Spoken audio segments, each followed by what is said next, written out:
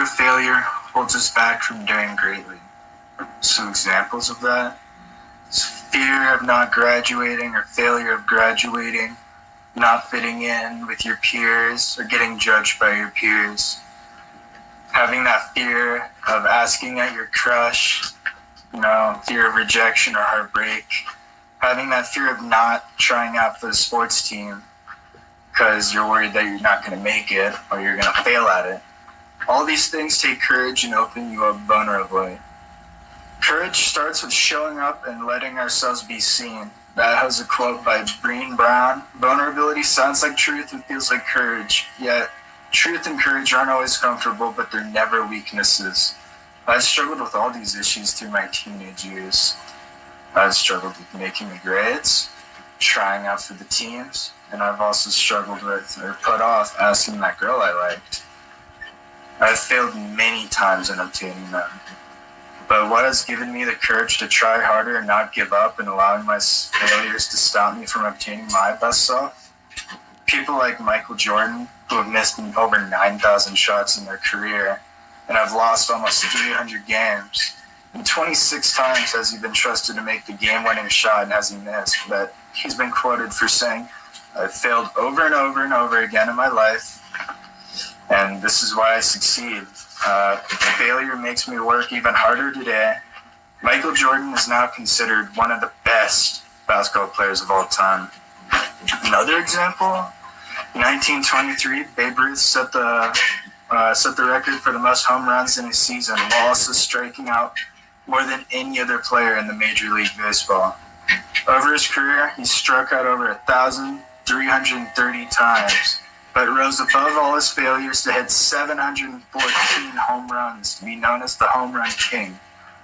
As a young boy, Thomas Edison's teacher told him he was too stupid to learn anything, and he did not have much success in his workplace. He was fired from his first 2 jobs and made 1,000 unsuccessful attempts at making the light bulb. And now he's known for lighting up our whole world. Steve Jobs, the mastermind behind Apple, dropped out of college after his first semester. While he was famously accepted for an annual salary of $1, today his net worth was $8.3 billion when he died in 2011. I think Teddy Roosevelt said it best in his famous Citizenship in a Republic speech, the one known as The Man in the Arena. It is not the critic who counts, not the man who points out how strong the man stumbles, or where door the deeds could have been done them better.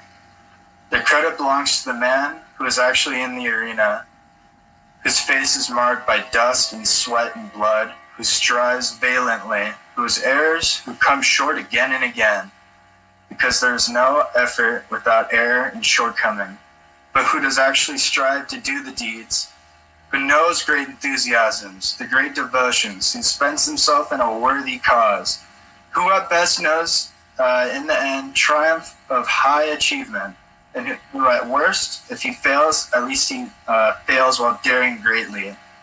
So his place shall never be with those who are cold and timid souls who neither know victory or defeat. Teddy Roosevelt.